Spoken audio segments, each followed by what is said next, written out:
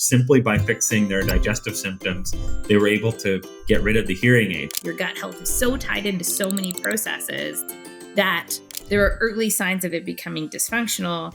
And then as that becomes more chronic, you see larger scale impacts.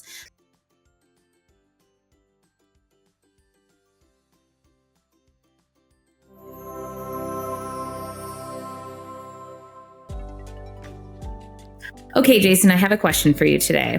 Would you consider doing an FMT from a 20-year-old if it would add 10 healthy years to your life? Definitely game. Yeah. So this is the concept we're going to talk about today. We're going to get into longevity and the role that gut health plays in that, and some of the really cool and interesting, almost sci-fi-like ideas that are coming out about FMT and maybe it being a potential fountain of youth. If this is interesting to you, know that we're constantly talking about really cool topics around gut health, FMT, and how it all fits in with different areas of health, disease, chronic illness, and just generally cool things that we think people would find interesting. And if that piques your interest, please subscribe and join us on the journey of understanding gut health and where FMT, or fecal microbiota transplantation, is playing a role in changing healthcare. So, Jason, when you think of longevity, what's the first thing you think of?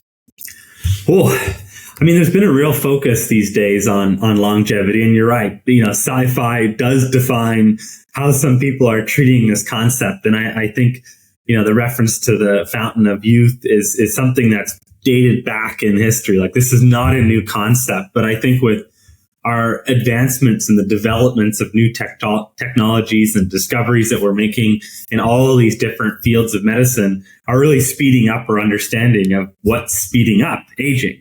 And when we think about aging, it's not just about living longer. I mean, I think, typically people think about longevity medicine as something like, well, let's just live longer. But really, what's the point of living longer if the quality of the length of time you're here isn't better? Right. And so I think that's what longevity really needs to be thinking about is how do we live longer, but better while we're living? And we've all seen those people, right? They're older and they're really incapable of even basic things such as, just climbing a set of stairs. And then there's someone who's the same age who's just hopping, 3-4 steps at a time. And that's really what we're talking about is how do we improve the quality of life while we're alive, and then extending it is just a benefit that's a side effect. And so really, I mean, aging from a microbiome standpoint includes the immune system, it includes the metabolic system, and then of course the microbiome itself. And naturally a factor of aging is our, generally everything's declining, and that decline includes the health and diversity of our gut microbiome. And I think you're hitting on a point that we're seeing more in pop culture or general is the idea of the difference between lifespan and health span. So the idea that you can live longer, but the goal is to live longer, healthier. And that's where we're starting to look at this idea of health span, or the difference between biological age and chronical age. Where your chronological age is how old you are. You have aged. This is how many years you've been alive. Where your biological age can actually be different than that based on how your body and its systems are aging. And so these are two concepts that are very similar.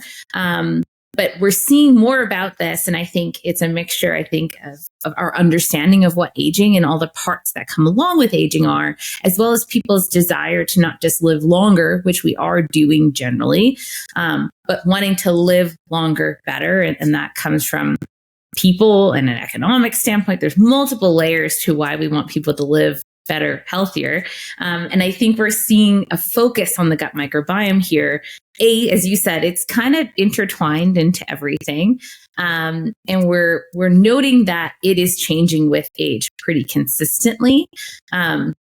Similarly, as a neuroscientist, we always talk about the brain. The brain develops slowly. So your brain isn't fully developed till you're in your early 20s, but truly it starts to decline almost as soon as it's finished being built. And so I think that's something we don't appreciate is that our body systems kind of reach their peak, and then at peak, they do start to decline pretty consistently. And understanding that, I think, allows us to target it. And so getting into what does the aging gut look like is we know that the gut declines in diversity. It has more pro-inflammatory species in the gut. And all of these have negative impacts on the immune system, metabolism, as well as cognitive health. And we see a tie between cognitive health and aging, and specifically that being kind of correlated with this decrease in diversity and changes in the gut microbiome with aging.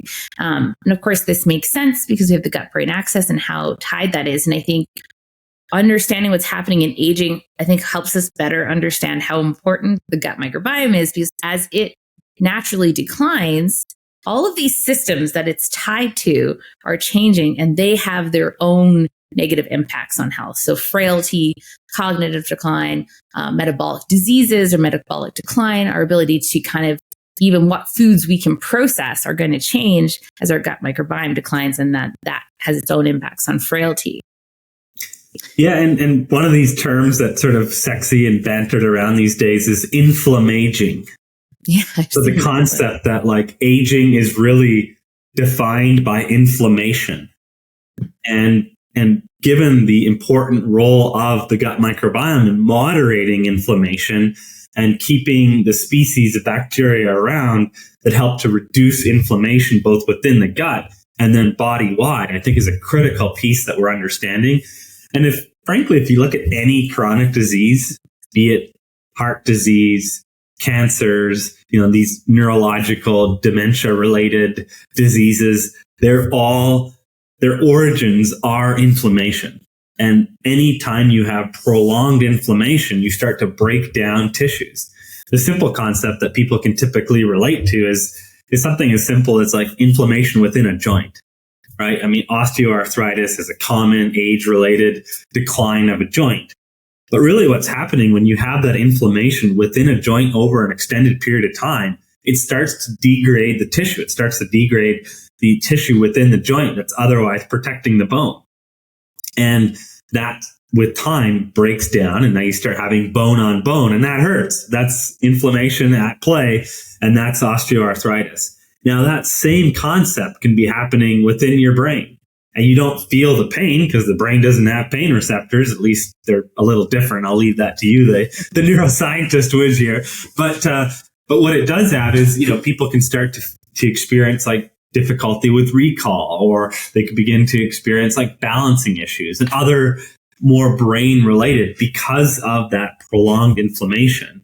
And that same thing happens in other areas of the body, where if you have inflammation in tissue for an extended period of time, it's going to affect the genetic repair. It's going to affect cell multiplication. It's going to affect the things that could be the sort of starting blocks of developing these cancers, which we know inflammation plays a big role in as well. And so in all of these cases, and we're learning this more and more, there's early indications much earlier than the presentation of symptoms or the disease that something's off, whether it be an inflammatory response, whether it be a GI gut microbiome signature that's presenting much earlier than the actual disease itself. And so I think the inflammation component of aging and this inflammaging concept is bang on.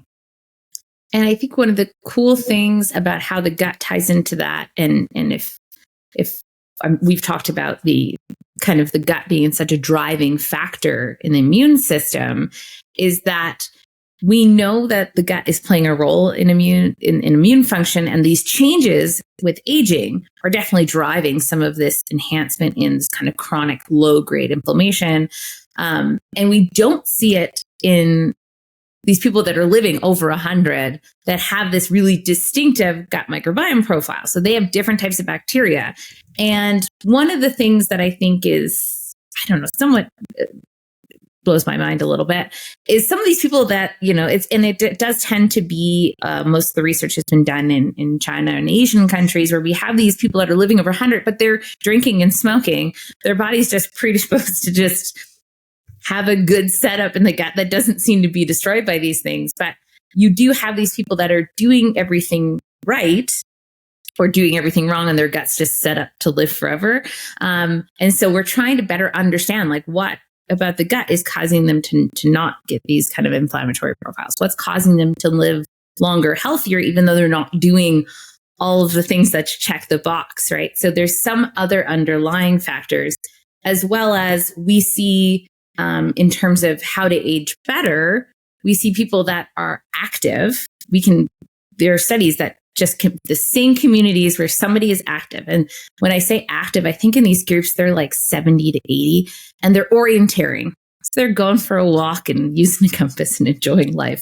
They're not strenuously working out. They are going for a walk and they're doing something social.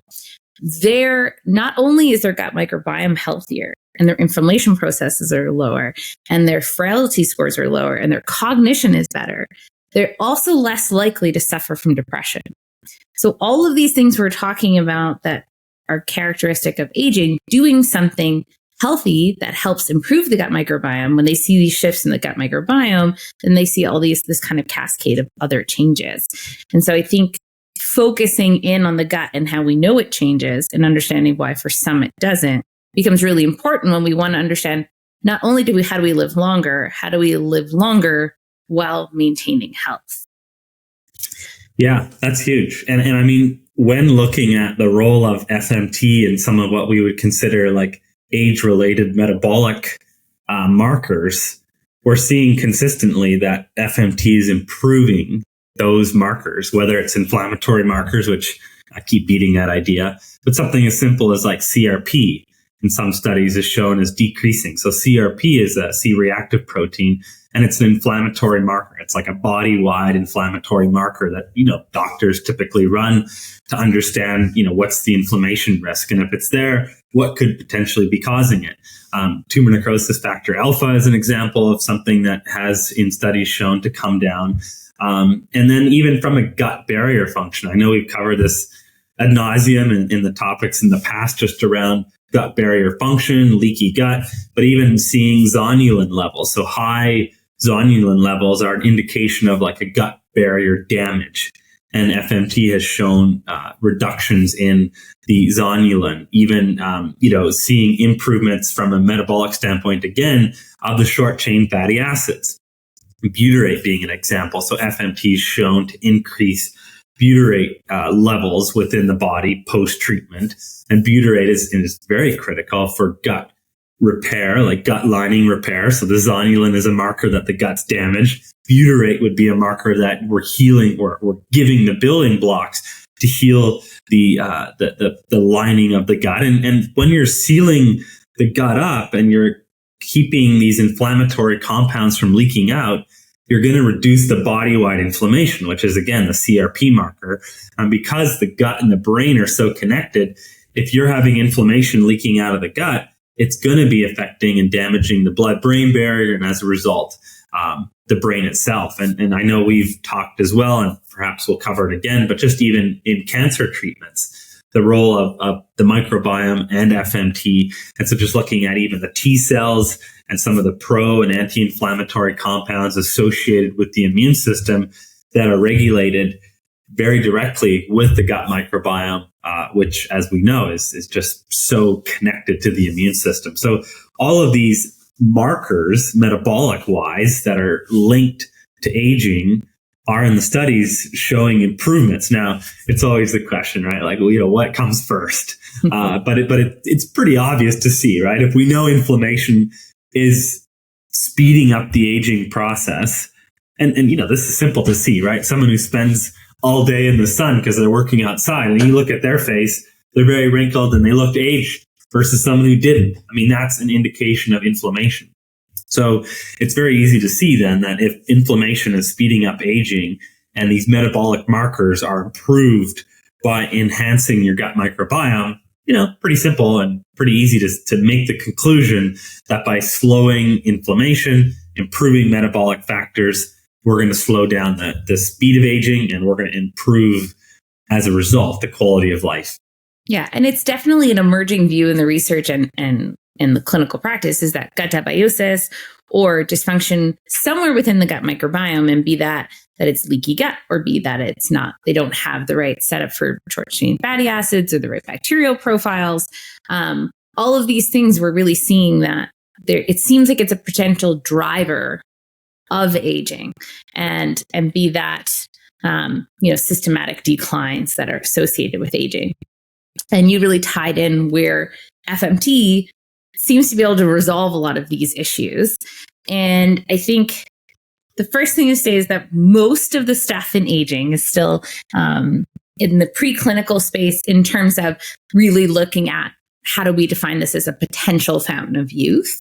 But before I get into that, I wanted to let you know there is a lot of human studies looking at age-related disorders. So things like cancers are more consistently found in aging, Alzheimer's disease and cognitive decline, the effects on frailty, as well as things like multiple sclerosis and Parkinson's disease. All of these are areas that are being tackled in looking at, could FMT be a potential supportive treatment, something that's adjunct, to help with these. And all of these things do seem to be tied back, again, full circle, to inflammation.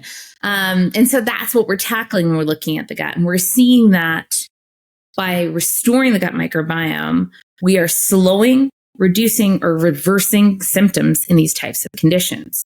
And that's the goal, is to try to understand how do we, once someone has something, how do we stop or reverse it or slow it down?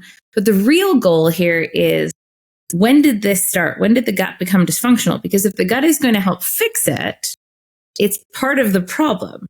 And so when do we see those early symptoms? And I'll tell this 100 times over, because it literally was a game-changing moment of my entire scientific career. But sitting in a lecture hall where someone's talking about Parkinson's disease, which is something that we fully don't understand yet. It is quite debilitating. And to know that consistently, when you look back in health history, that these people had GI symptoms that were almost all identical across the board 20 years before they showed Parkinson's symptoms.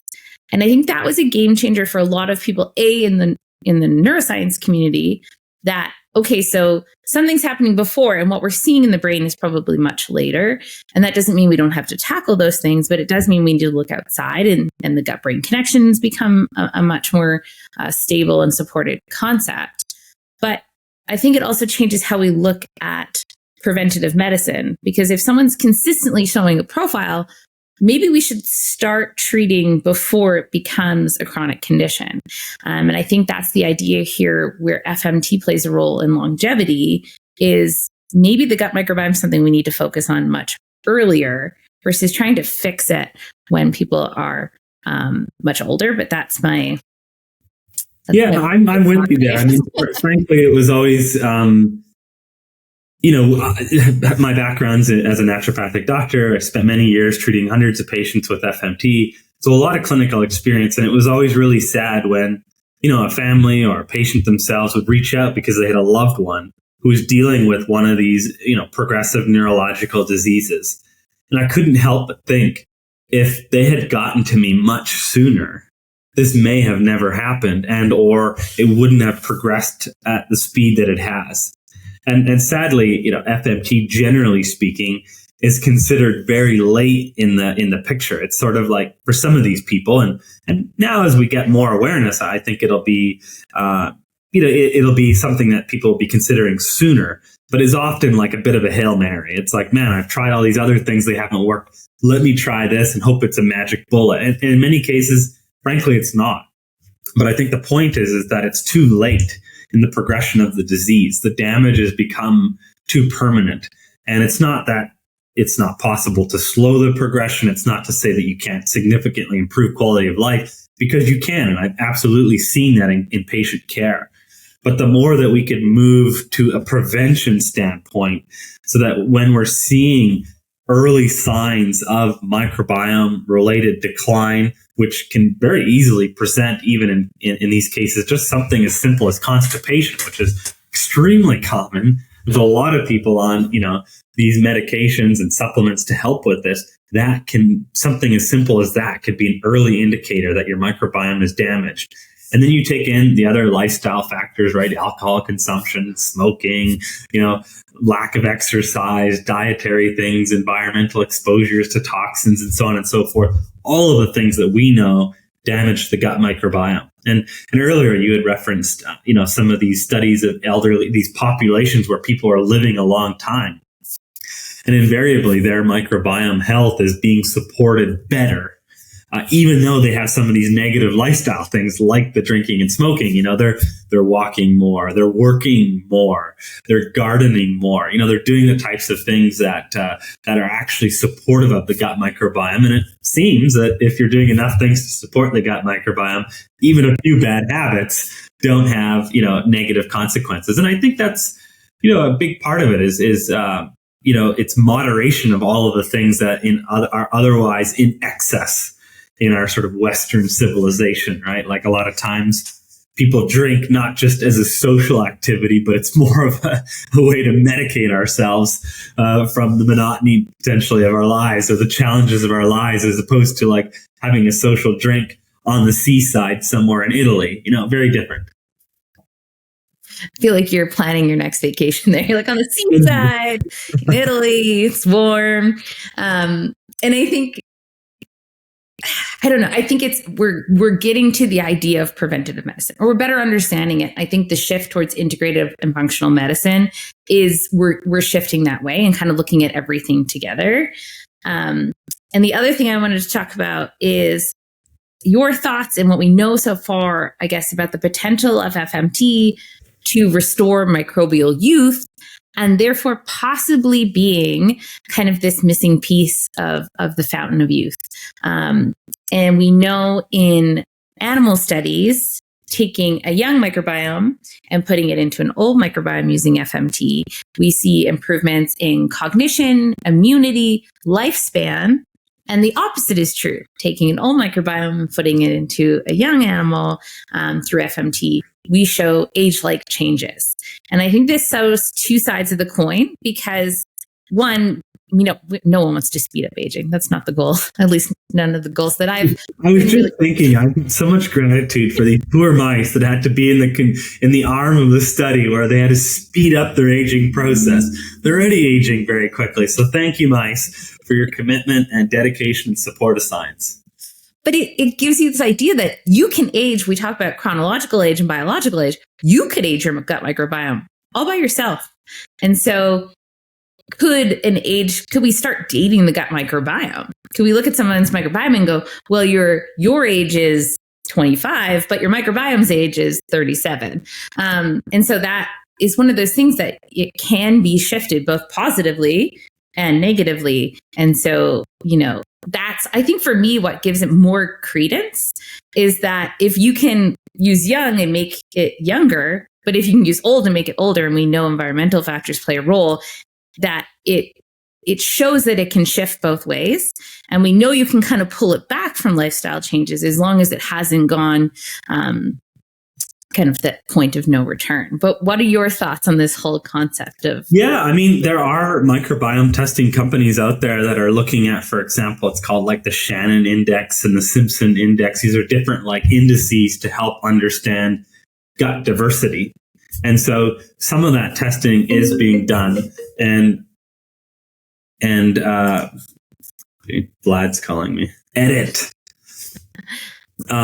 So some of this testing is being done to understand diversity indices to see what's working and what's not working. And I think the advantage that we have here at Novel Biome is one of the standards of our donor screening is to actually select for younger donors. And it's not purely because we have longevity in mind. We just know on account of all the research and all of the things that we've talked about that naturally as you age, your microbiome diversity declines. And so even though someone could potentially be 50 years old and otherwise on paper meet the standards of a donor, whether it be through their blood testing or stool testing or some other factor, we know that they're going to have a microbiome that's going to be less diverse. It's going to have fewer markers of otherwise healthy, diverse gut microbiome. And so in our screening standards, we would exclude someone who's older purely on account of our knowledge of the science is that your microbiome health is not as diverse. And then just as a fact of aging, you've spent more time picking up, some of these environmental things that we know damage the gut microbiome and that we wouldn't want to potentially transplant into another patient. And so I think that's just an advantage of the screening standards that we set is that we're already selecting for young